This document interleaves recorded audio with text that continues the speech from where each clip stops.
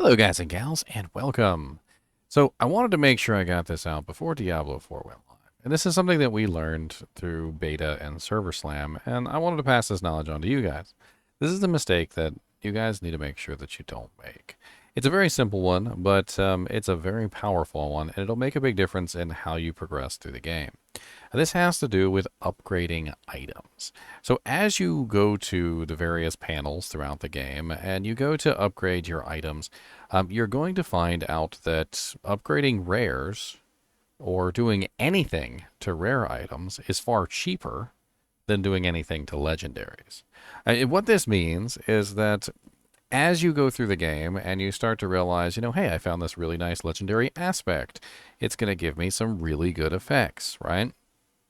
Well, you're going to want to put that onto a rare item. You're going to want to imprint that onto the rare item through the occultist, right? Well, the problem is that if you imprint it before you do all the upgrades and everything, you can find yourself in a pretty big bundle of trouble.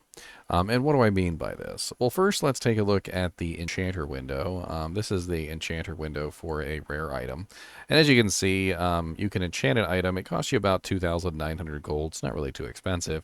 And it costs you one veiled crystal, which is practically nothing. Veiled crystals are pretty common, and you're going to end up with a lot of them by the time you're done. However, if you try that same thing on a legendary item, you're going to notice that all of a sudden now it costs one veiled crystal and it costs one fiend rose, which is a rare crafting material and a little bit harder to get your hands on. So if you re-roll the item, if you try to get a different effect before you turn the rare item into a legendary item, it's much cheaper and it costs less materials.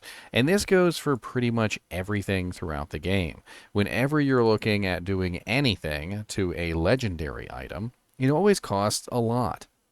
In this particular case, upgrading this legendary item from tier 3 to 4 requires 15 iron, 7, I remember what that is, silver I think, 8 veiled crystals, and 2, I can't even remember what that one is, but it's a little bit more rare. Now, granted, you can't upgrade a rare item to tier 4, and this is where things get a little complicated. So even though you can upgrade an item and then imbue it, you can only upgrade rare items to tier 3. This means that what you want to do is you want to find rare items and you want to upgrade them to the highest tier that you can possibly get them to. You want to reroll the stats on them in the rare form. You want to upgrade them in the rare form, and then you also want to socket them and do pretty much everything that you can do to the item before you actually upgrade it into a legendary.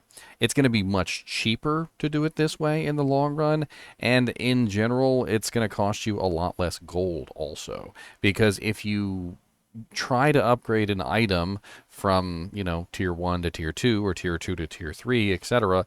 on a rare item, it's actually going to cost you less gold and less materials than if you do the same thing on the legendary items. Now, granted, you don't always have this option. Sometimes you just find a really cool legendary and it has the perfect stats and you're going to use it.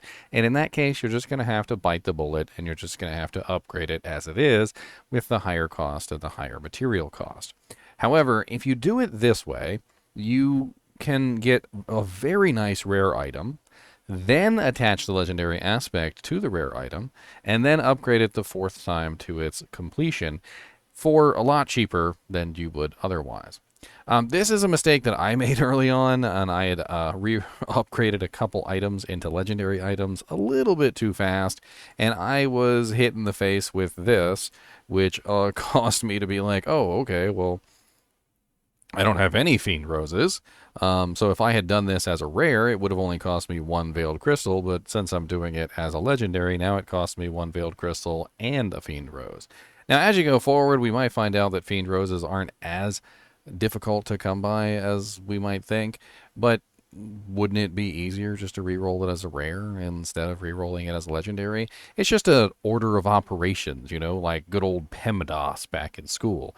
If you upgrade it as a rare first, upgrade it, socket it, re-roll the stats, and in general, just do everything that you can do to it in its rare form before you add the legendary aspect, you'll just be in a much better place in general. I think that's pretty much it. I didn't want to spend too long on this video, but it's definitely one of those things that you want to pay attention to because you could end up with an item that you can't reroll stats on, or just spend way too much money for no reason, or burn up all your resources for no reason. Anyway, as always, thanks for watching, and keep watching.